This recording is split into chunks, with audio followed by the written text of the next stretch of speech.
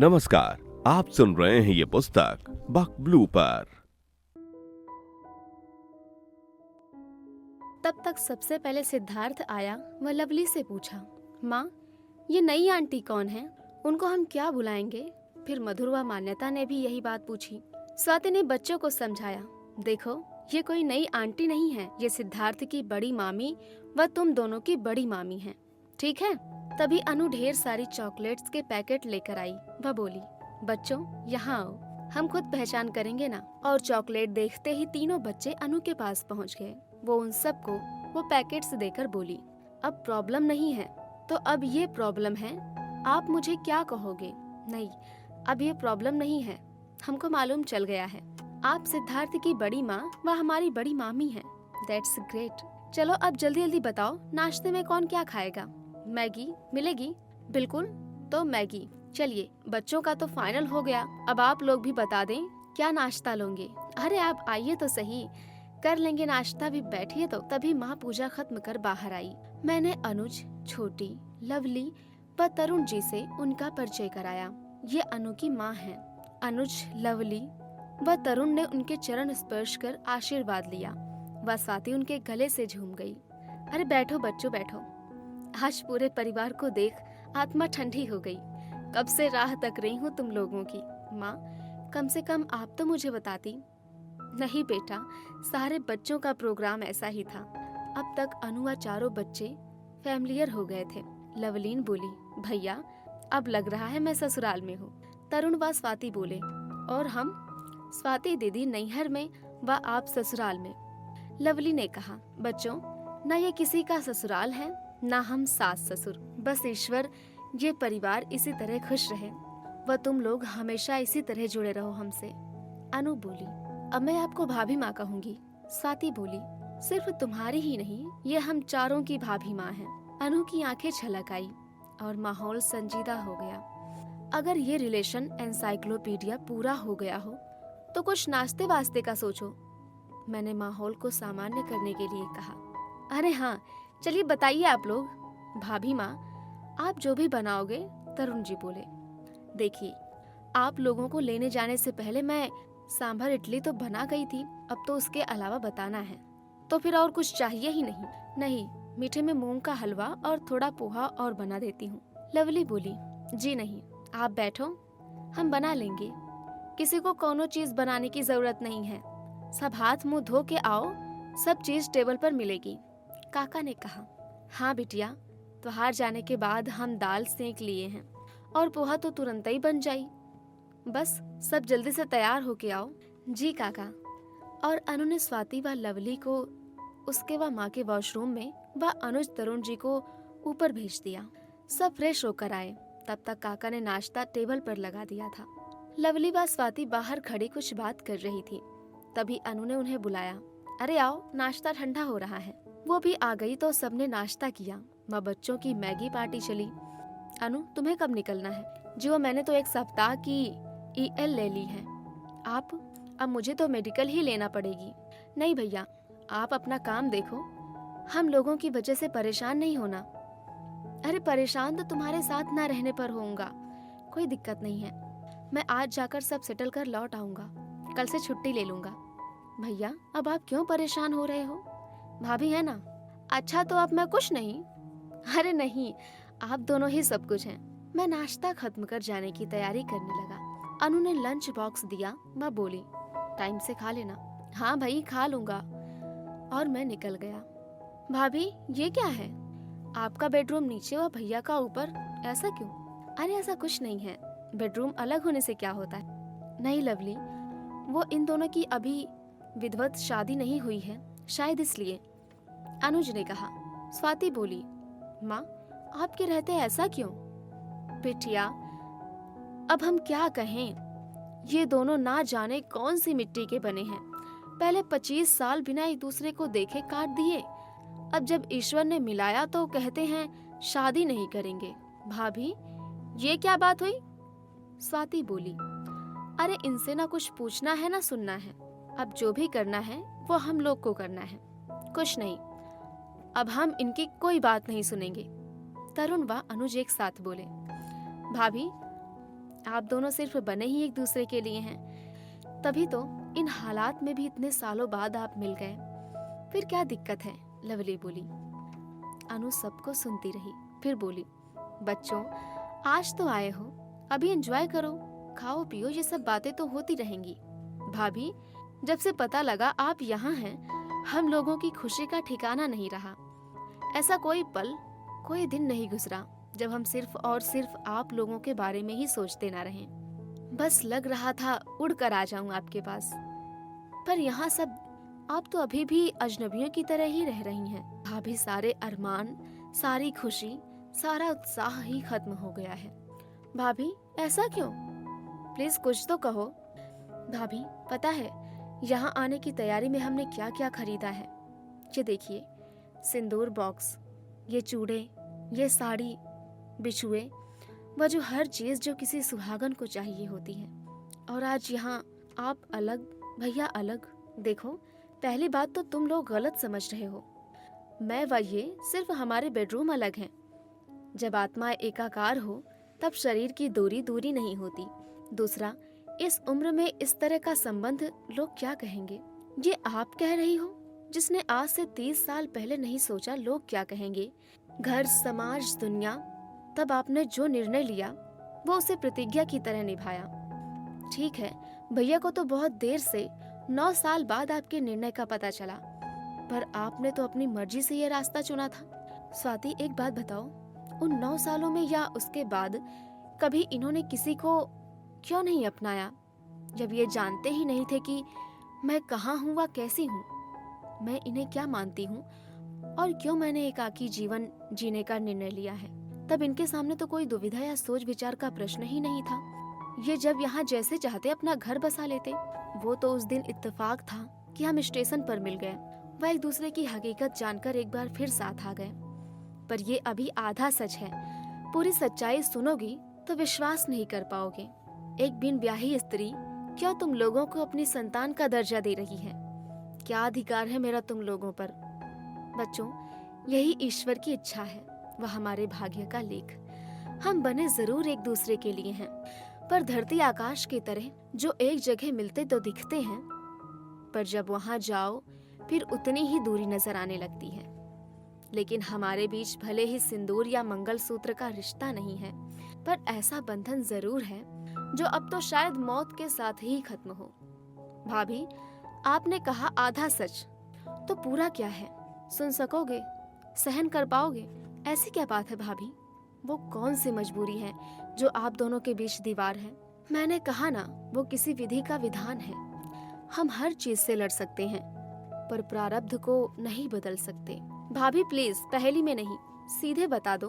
अब तो जब तक सारी बात ना पता चले, हम शायद ठीक से जी भी ना सकें। तो सुनो, ये तुम्हारा भाई आज अगर है तो सिर्फ अपनी इच्छा शक्ति व आत्मविश्वास की वजह से, तुम लोगों से, उनके उस प्यार की वजह से, और वो भी इतना जिसे मापने का पैमाना ही नहीं है। मैं थी नहीं और तुम लोग चले गए। पता नहीं कौन सा दर्द दिल को चाक कर गया, और अटैक आने पर रामू काका ने इन्हें सही समय पर हॉस्पिटल पहुंचा दिया। इनकी बाईपास व ओपन हार्ट सर्जरी होकर एक वॉल्व आर्टिफिशियल लगा है। याद करो, जब 6 महीने ये तुम लोगों से दूर भागते रहे, पहले जीवन और मौत के बीच, फिर तुम्हारी चिंता में सारा जहर अकेले पी लिया, और किसी को ये एहसास भी नहीं होने दिया कि इन्हें कोई तकलीफ है, परेशानी है। ये मौत के दरवाजे पर खड़े थे। वक्त गुजरता रहा, पर आर्टिफिशियल वॉल्व को जो लाइफ टाइम कहकर लगाया था, 18 साल बाद प्रॉब्लम देने लगा। पर इस बार डॉक्टरों ने भी हाथ उठा दिए थे। ऐसे में संजीवनी लेकर एक देवता सामने आया। फिर सर्जरी हुई व वो वॉल्व बदला गया, पर तब तक इतनी देर हो चुकी थी कि हार्ट की रिदम बिगड़ गई, और सर्जरी के बाद भी कई अटैक आए। फिर एक और सर्जरी कर एक डिवाइस इम्प्लांट की, तब कहीं ये आज हमारे सामने है। अब बताओ, इस परिस्थिति में क्या ज्यादा जरूरी है, मेरी मांग में सिंदूर या इनके सीने की धड़कन, मेरा मंगलसूत्र या इनके जीवन डोर? नहीं बच्चों, मैंने तुम्हें सिर्फ बुलाया ही इसलिए है कि सारी सच्चाई तुम्हारे सामने आ सके और तुम कभी इस रिश्ते को गलत स्वरूप में ना समझ सको। भाभी, कभी गलती से भी मत समझना कि हम आपको गलत समझ सकेंगे। और हाँ, ये हमारी भूल थी जो हम ऐसे रिश्ते को जोड़ने की बात कर रहे थे जो सीधा आसमान से जुड़कर आया है। स्वाति दीदी, हम जिसे सुहाग की निशानी मानते आ रहे हैं वो सब तो ऊपरी है, पर सच्चा सुहाग तो यहाँ अंदर है, जिसे किसी श्रृंगार की जरूरत नहीं है। लवली ने कहा। नहीं लवली, ऐसा भी नहीं है। हर परंपरा, हर मान्यता के पीछे कई गूढ़ अर्थ हुए हैं जिसे तुम अभी नहीं बाद में समझोगी। मैं जब वापस लौटा, घर का माहौल कुछ बदला सा लगा। सभी के चेहरे सुबह जो खिले छोड़कर गया था, अब उन पर वो खुशी की जगह परेशानी दिख रही थी। लवली व स्वाति की आंखों की लालिमा से तो लग रहा था दोनों अभी अभी रोना बंद कर बैठी हैं। अनुज व तरुण जी के चेहरे पर भी तनाव स्पष्ट दिख रहा था। बच्चे शायद ऊपर थे। मुझे इस तरह सबके चेहरे ध्यान से देख अनु बोली, क्या हुआ? वही तो मैं जानना चाहता हूँ, क्या हुआ? कुछ भी तो नहीं, बस ऐसे ही गपशप चल रही थी। गपशप में ऐसा क्या हो गया कि सब इस तरह उदास बैठे हो? और लवली व स्वाति बताओ, किसी ने कुछ कहा? तुम्हारी आंखें बता रही हैं कि तुम रो रही थी। बेटा मुझे बताओ, अगर कोई बात है तो। नहीं भैया, कोई बात ही नहीं है। नहीं, कुछ तो छिपा रहे हो तुम लोग। हमने तो कुछ भी नहीं छिपाया आज तक आपसे, पर आपने तो हमसे वो छिपा लिया जो हमारे लिए जानना सबसे जरूरी था। मैंने अनु की तरफ देखा, वो बिल्कुल भावहीन नीचे देख रही थी। बेटा वही तो मैं पूछ रहा हूँ, क्या छुपाया मैंने? ऐसा क्या है जो तुम लोगों से छुपाऊंगा, और क्यों? तो फिर आपने हमें इस कदर पराया क्यों कर दिया, वो भी उस वक्त जब आपको हमारी सबसे ज्यादा जरूरत थी? भैया, हम आपकी तकलीफ तो नहीं कम कर सकते थे, पर वो अकेलापन तो नहीं होता जो उस समय आपने महसूस किया होगा। कितने अकेले थे आप, कैसे कटे होंगे। और लवली इससे आगे नहीं बोल सकी। वो दोनों हाथों से चेहरे ढककर रोने लगी। स्वाति की आंखों से भी टप टप आंसू टपक रहे थे। मैंने अपनी सारी हिम्मत इकट्ठी की व उन दोनों के सिर पर हाथ रखकर कहा, नहीं बच्चों, ना कोई पराया ना दूर था। तुम सब हर घड़ी मेरी नजरों के सामने थे। अगर उस वक्त तुम्हें कुछ कह ना सका, उसकी दो वजह थी।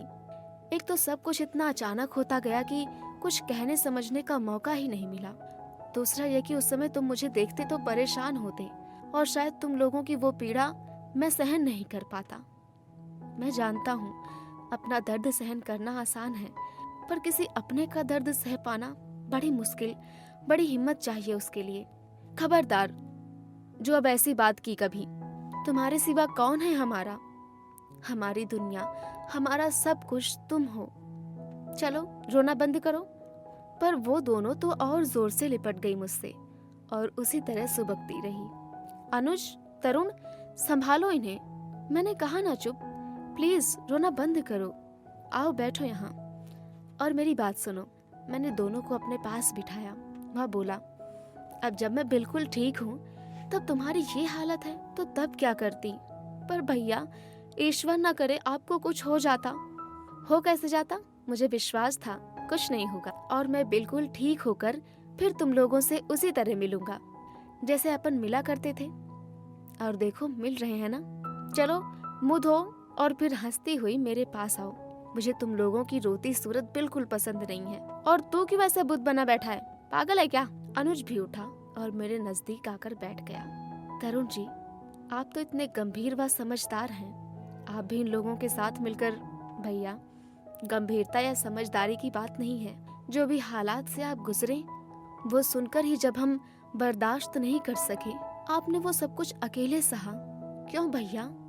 यदि आप हमारे पिता समान और हम आपकी संतान हैं तो क्यों आपने अपने से दूर रखना चाहा? वो तो शुक्र है आज भाभी ने सब कुछ। अच्छा, तो यह सब कुछ आपका किया धरा है। यार, तुम लेडीज का हाजमा क्यों इतना बिगड़ा रहता है कि एक बात भी नहीं पचा सकती? तुरंत उल्टी कर देती हो। अनु मेरे पास आई। वह मेरे कंधे पर हाथ रखकर बोली, माफ करना मनोज जी, मैं कभी आपकी भावनाओं को आहत करना नहीं चाहती थी, पर ये लोग ऐसी जिद पर अड़े थे जिसे पूरा कर पाना हमारे लिए मुमकिन नहीं है। जब ये किसी भी तरह समझने को राजी नहीं हुए तो मैं विवश हो गई और उसी विवशता में मुझे आपकी जिंदगी के उस हिस्से को इनके सामने रखना पड़ा। जो आप कभी किसी को भी नहीं बताना चाहते। अनु, पर ऐसे क्या जिद है इनकी अनु, जो हम पूरी ना कर सकें? वैसे भी अपना जो भी है सब कुछ तो इनका ही है। मेरे सारे नॉमिनेशन, इंश्योरेंस, सबकी नॉमिनी स्वाति व लवली हैं। ये घर अनुज के नाम पर है और अब हम दोनों इन सब के नाम पर हैं। तो ऐसा क्या है जो हम इन्हें ना दे सकें? वो आप इन्हीं से पूछो। बताइए अब क्या चाहिए आप लोगों को? फिर अनु ने आवाज दी, लवलीन, स्वाति, यहाँ आओ। अब वो दोनों काफी हद तक सामान्य हो गई थी। आओ बैठो बैठो, अब बताओ क्या चाहिए था तुम लोगों को? भैया, वो हम लोगों ने, मतलब चारों ने खुद खरीदा था भाभी के लिए। क्योंकि आप लोग यहाँ साथ हैं तो माफी चाहते हुए कहते हैं। वही दुनिया की नजर से देख लिया और समाज की उन घिसी हुई परिपाटियों के तहत मान बैठे कि आप लोग, मतलब वो साथ, हाँ साथ हैं तो शादी कर ली होगी, नहीं तो करवा देंगे, यही ना? हाँ भैया, पर जब यहाँ आकर भाभी को देखा तब समझ नहीं आया कि असलियत क्या है। हमने कहा ना भैया, अपनी बुद्धि जहाँ तक जा सकती थी बस उतना सोच लिया और आंखें जो देख सकती थी वो देख लिया। इसमें से कोई भी ना तो आपके विचारों की ऊंचाइयों तक पहुँच सका, ना भाभी की गंभीरता की थाह ले सके। क्योंकि जो दुनिया में संभव नहीं है कैसे मान लेते उसे? और उसी नादानी व अधिकार के भाव से जिद कर बैठे भाभी से कि वो ऐसे नहीं बल्कि पूर्णतः के साथ हमारी भाभी बनकर रहें। पर क्या पता था भैया, जहाँ हम पूर्णतः का सोच रहे थे वहाँ तो पहले ही संपूर्णता विद्यमान थी। नहीं बच्चों, ना तो तुमने कुछ भी गलत सोचा, ना ही कुछ अनुचित मांगा। अनु उन दोनों के पास आकर बोली, और ये भी सही है कि जो सामाजिक मान्यताएं हैं या सीमाएं हैं वो भी कहीं गलत नहीं है। संसार व व्यक्तित्व एक दूसरे के पूरक हैं और एक के बिना दूसरा अर्थहीन। फिर एक शिक्षक होने के नाते ये मेरी और ज्यादा जवाबदारी बनती है कि समाज के प्रति उत्कृष्ट उदाहरण प्रस्तुत करूं। विगत लगभग 25 वर्षों से मैंने एक सनातन परंपरा को स्वीकार नहीं किया, परंतु अपने आचरण से उसे सच साबित किया। शुरू में विरोध के पश्चात मुझे माता पिता की मौन स्वीकृति मिली। फिर धीरे धीरे सहकर्मियों ने भी मेरी तटस्थता के कारण कभी कोई दखल नहीं दिया। और फिर जब हम फिर से मिले तब आज हर मुझसे जुड़ा व्यक्ति मुझे उसी आदर व सम्मान के साथ बधाई दे रहा है जैसे किसी नव युवल को देते हैं। उनमें कुछ ऐसे भी हैं जो काफी घनिष्ठ हैं व अतरंग प्रसंगों में भी शामिल है। उन्होंने भी मेरे इस निर्णय का सम्मान किया है।